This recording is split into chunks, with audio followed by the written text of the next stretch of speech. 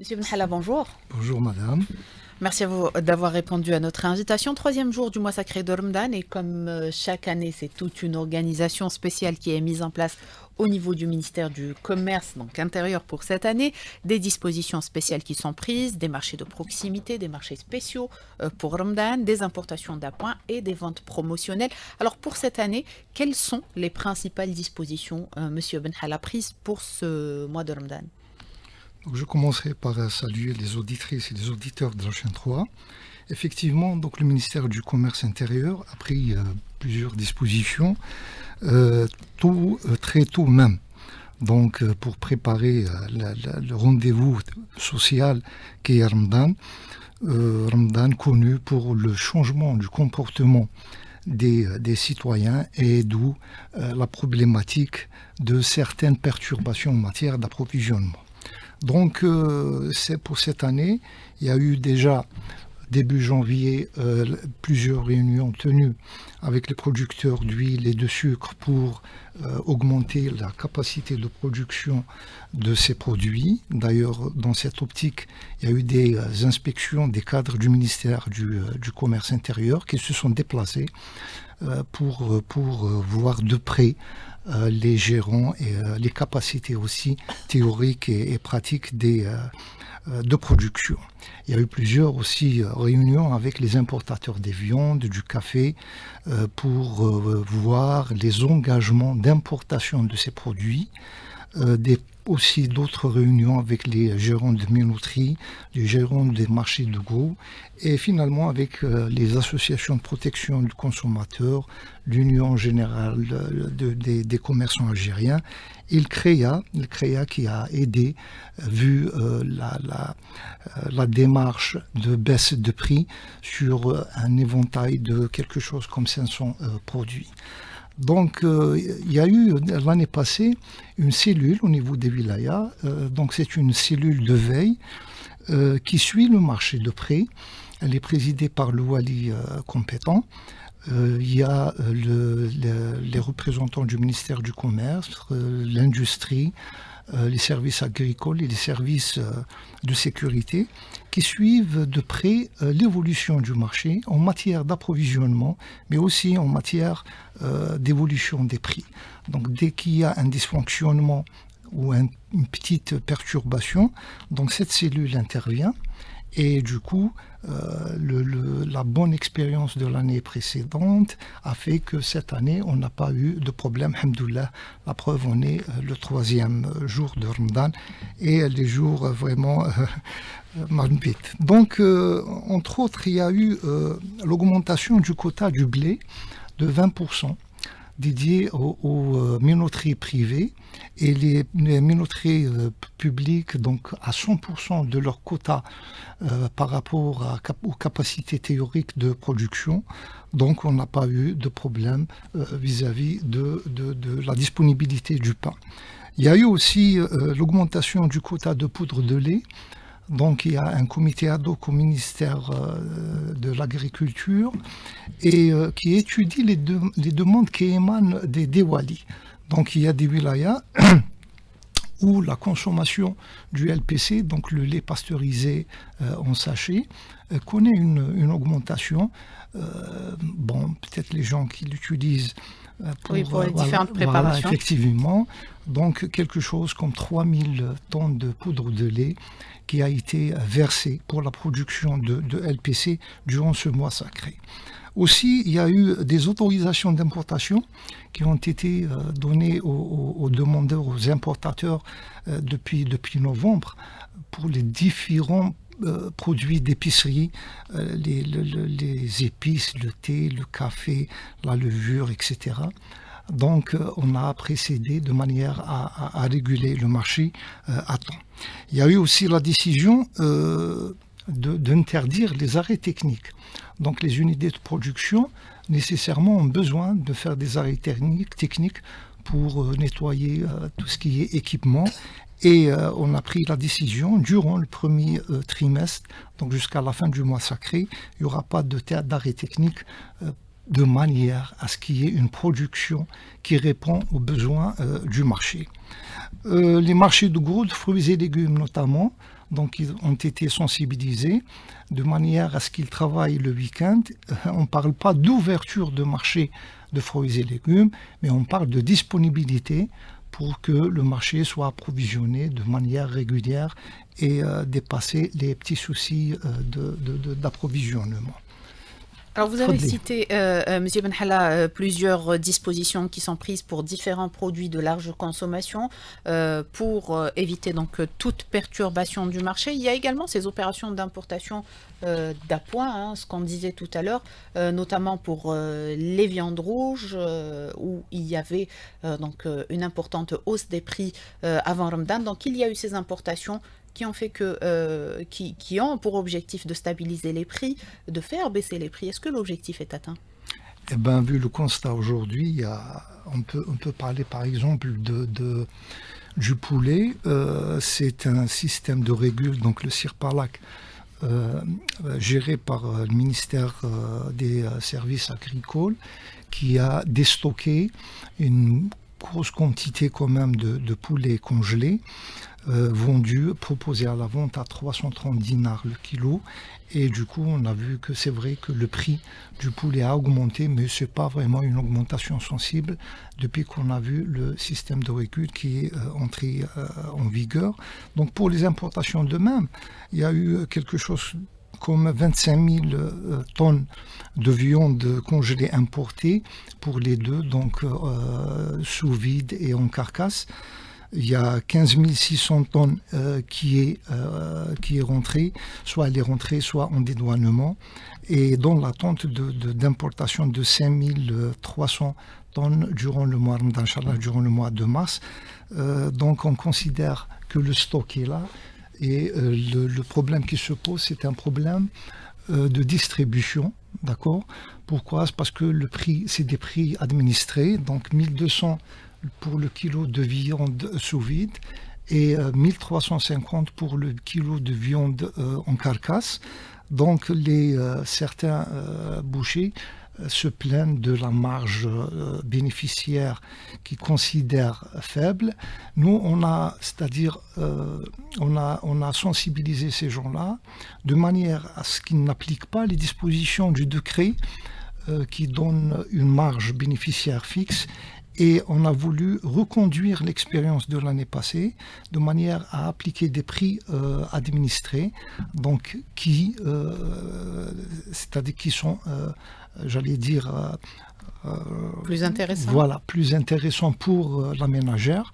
Et du coup, aujourd'hui, c'est un problème de distribution. Et vu la quantité qui va être versée sur le marché, on va voir que le produit sera disponible. Et je vous parle, l'année passée, on a vu que le prix de la viande importée, la viande rouge importée sous vide, a atteint la bagatelle de 600 dinars. C'est vraiment, pourquoi? C'est parce qu'il y a l'abondance. Non, il y a l'abondance, puis il y a la date limite de consommation qui fait que les gens ont baissé les prix. Donc je ne crois pas qu'il y aura un problème de disponibilité de viande. Très bien. Alors il y a ces marchés de proximité également. Donc en plus de toutes ces opérations, que ça soit de régulation, d'importation et toute cette organisation, les marchés de proximité, ils sont au nombre de combien pour ce mois de Ramadan? Les marchés spéciaux Ramadan. Voilà. Ils sont au nombre de 590, donc avec une moyenne d'un marché par daïra. Donc il y a eu une couverture à 100% de daïra. C'est les instructions de Monsieur le ministre du Commerce intérieur qui a tenu une réunion le mercredi et qui a insisté pour qu'il y ait un marché au niveau de chaque daïra. Donc ces marchés de proximité assurent une disponibilité des produits, donc une diversification des produits l'alimentaire, mais aussi d'autres produits, notamment les détergents, etc. Mais ce qui est intéressant aussi, c'est j'allais dire, la passerelle, la vente directement du fabricant au consommateur ou de l'importateur au consommateur. Donc les prix sont vraiment très intéressants. Un prix promotionnel ou un prix ou une remise sur les prix sur les différents produits encourage plutôt les ménagères à j'allais dire, prendre le coup fin à partir de ces marchés. Alors, il y a ces marchés donc, qui sont ouverts pour Ramadan. Vous dites un peu plus de 500 marchés donc, de proximité spéciale Ramadan. Aujourd'hui, si le besoin se fait sentir, pourquoi ne pas maintenir ces marchés à longueur d'année? Certains consommateurs vous le relèvent ou disons expriment cette Ce demande ou besoin, ce oui. besoin, tout comme des associations consuméristes. Oui, mais il y a une petite problématique, c'est que au niveau national, il y a quelque chose comme 600 marchés, marchés, j'allais dire, quotidiens, donc marchés gérés soit par les autorités locales, soit par les particuliers, qui sont fermés ou pas exploités ou partiellement exploités. Les marchés de Ramadan, donc les marchés de proximité de Ramadan, c'est pour répondre à un besoin. Mais il y a un petit souci légal, j'allais dire réglementaire, à savoir, il y a une concurrence déloyale. C'est parce que le fabricant n'est pas tenu de vendre directement au consommateur. De même pour l'importateur. Il y a toute une chaîne de distribution, donc il faut respecter les différents paliers. Donc il y a les grossistes, il y a les distributeurs, il y a les semi-grossistes pour vendre aux détaillants et le détaillant qui est le dernier maillon de la chaîne qui va vendre aux consommateurs. Donc c'est vrai que l'année passée, monsieur le ministre du Commerce a instruit les directeurs du commerce au niveau des wilayas pour pouvoir laisser une chance pour ces marchés, pour voir s'il y a vraiment de l'abondance, et puis s'il y a aussi la ménagère qui va justement se diriger par rapport à ces marchés, par rapport à la proximité, à l'endroit, etc. Bon, c'est une bonne idée, mais voilà, il y a ce souci légal qui pose un pépin. Monsieur Benhella, vous avez parlé donc aujourd'hui de ces marchés de proximité qui sont ouverts spécialement pour Ramadan, mais il y a cette donnée qui concerne les marchés de proximité existants à longueur d'année. Vous dites qu'aujourd'hui, il y a un peu plus de 600 marchés qui ne sont pas bien exploités ou totalement inexploités. Qu'est-ce qui explique cela? Tout à fait, il y a exactement 618 marchés au niveau national qui posent un épineux problème de gestion. Donc il y a des problèmes de gestion, il y a des problèmes par rapport aux bénéficiaires qui refusent de rejoindre les box ou les étals ou les boutiques et qui préfèrent malheureusement exercer dans l'informel. C'est parce qu'ils mettent une petite table à la sortie du marché où il y a le flux.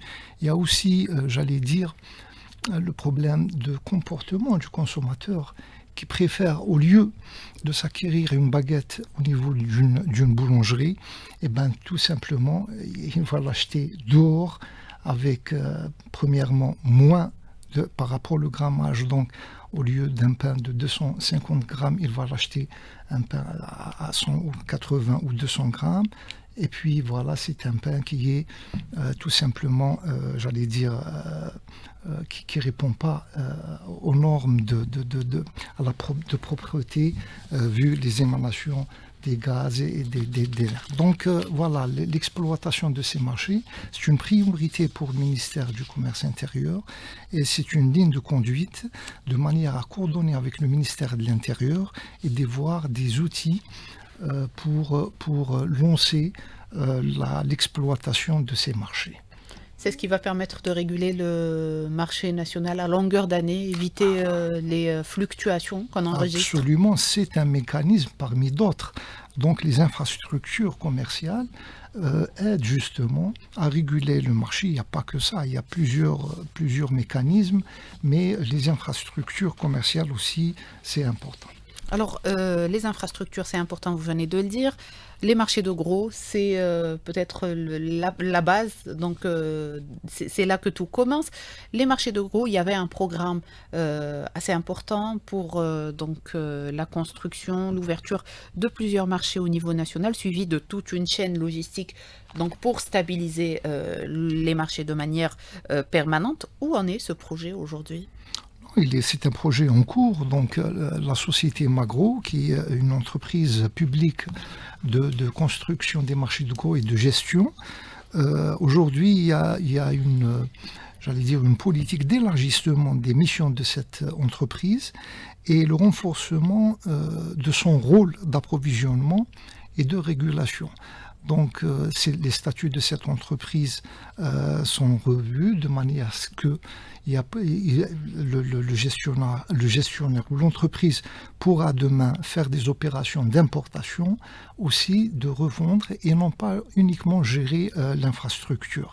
Et il n'y a pas, c'est-à-dire Magro, autant qu'entreprise publique, il y a aussi une réflexion à créer j'allais dire, des bases logistiques, donc des plateformes logistiques de transit des marchandises vers le Grand Sud ou vers les pôles, les 4 pôles au niveau national, de manière à réduire les prix, réduire les coûts, intermédiaires. Voilà, et puis surtout pour éliminer les intermédiaires qui, j'allais dire, influencent et voit le prix, c'est-à-dire il influence le prix de vente qui se voit en hausse à cause des intermédiaires. Alors justement, vous dites qu'il y a une restructuration de l'entreprise Magro qui a été faite. Oui. La gestion des marchés de gros, aujourd'hui, est-ce qu'on compte la revoir? Vous dites tout à l'heure, par exemple, l'ouverture des marchés le week-end, c'est peut-être aussi des problèmes techniques à régler? Enfin, vu le 17 et le 18 janvier, on a eu une réunion avec une rencontre des cadres du ministère avec Monsieur le ministre, et il y a eu des ateliers qui ont justement vu ces problématiques, ont posé ces problématiques et qui ont constitué j'allais dire, le plan d'action du ministère pour l'année en cours de 2025. Et parmi les objectifs à atteindre, il y a cette problématique, c'est la gestion des marchés de gros. Voilà. Aujourd'hui, le marché j'allais dire, a évolué.